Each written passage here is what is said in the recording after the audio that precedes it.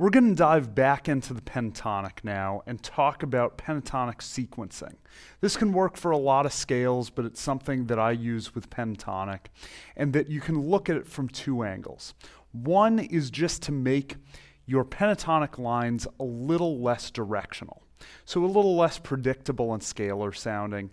The second would be from a speed perspective. This is a way to get some of those cascading sounding lines where instead of just going up the scale or down the scale, you're kind of jumping around the scale a bit more.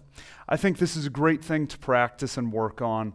It'll help everything from your hand synchronization of the right and left hands to also just your ability to move in multiple directions where you're not going all the way one direction in a scale and then the other way, but you can kind of stop and start a bit. So if we're in the key of A and in that root position of the A minor pentatonic, what I'd work on is different groupings going through that. Now, I tend to practice a lot of these descending, so starting from the top of the scale, but it's useful to work them both ways. So the first one would be groups of threes. And so what we do is play a group of three, and then start the next group of three on the next lowest note of the scale. So we started on the top note, the next group would start on the second note. Then next group would start on the next.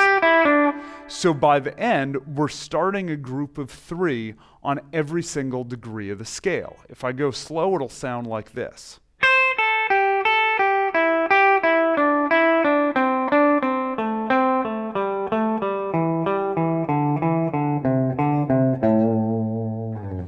Now for the picking here, I'm just using strict alternate picking, starting on downstroke, then going to an up, then another down, and maintaining that pattern regardless of where the group of three starts. So even though the first group would be down, up, down, the second group I'm not then starting on down, I'm starting on an up because the last note of the first group was on down. So a little bit faster, it would sound like this.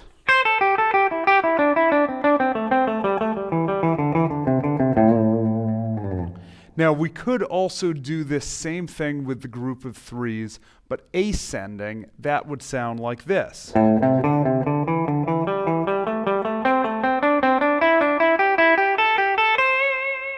Definitely useful to practice it both ways. So we have groups of three. Then we have also groups of four.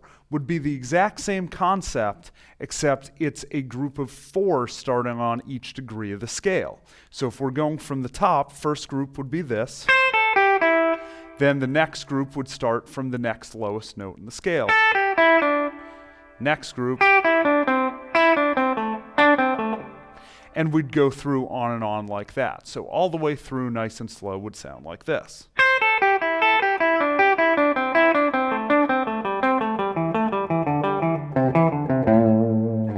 Now for the groups of four, we get into where the first finger basically has to pivot between notes. So when I'm doing that first grouping and go up to start the second group, instead of moving that first finger over, it's just flattening.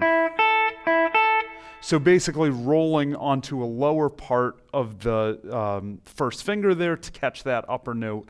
And that's happening on each string set as I go to that next group. So a little faster, it would sound like this.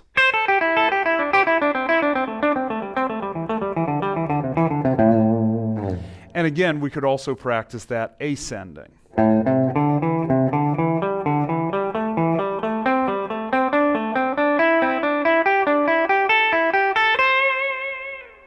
So as you can hear, when we're playing just one grouping, threes or fours, it sounds very predictable, very much like an exercise. But the idea behind practicing them individually like this is that eventually when we're improvising, we want to be able to combine the different groupings.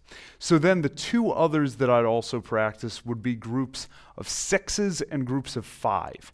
And I start with sixes because threes fit very cleanly into our rhythmic understanding of a triplet, groups of threes. Fours fit right into our understanding of either eighth notes, quarter notes, or 16th notes, basically subdivided that way. Even sixes are going to be able to be looked at in the scope of triplets.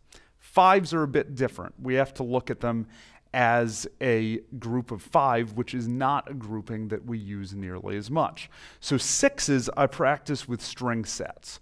So instead of starting a group on six with every degree of the scale, I'm starting it on each string. So on the high E string would look like this.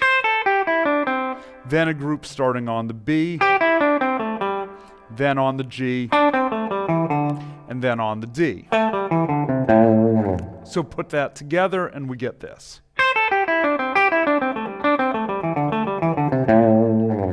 Now, because it's a little less tight in terms of the intervallic jumps, that starts to sound a little more musical.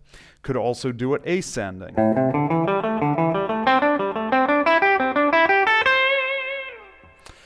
Then the final one is going to be groups of five. That's going to sound a little uneven. We're so used to these groups of either three if it's an odd grouping, or then even groups of notes. So fives would look like this.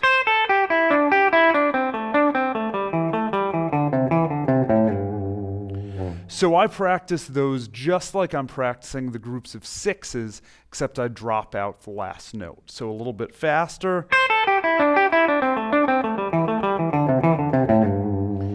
And I play that last grouping going down a position of the pentatonic, or just grabbing that last note there.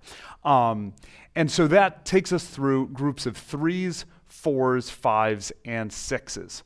Now, the idea is to practice these enough where they become very second nature, and then in your soloing, instead of, say, playing this, which sounds very one-directional, starting from a lower note, going to a higher note, you could play this instead. Sounds a little more exciting, has more of a cascading effect to it, where instead of just going that one direction, you're kind of climbing the stairs instead of just running up them. So we're going to take these and apply them to our soloing. You can use them really with any scale, helps to start with the pentatonic, and can, once you get comfortable in the first position of the pentatonic, can also go ahead and apply these anywhere along the neck.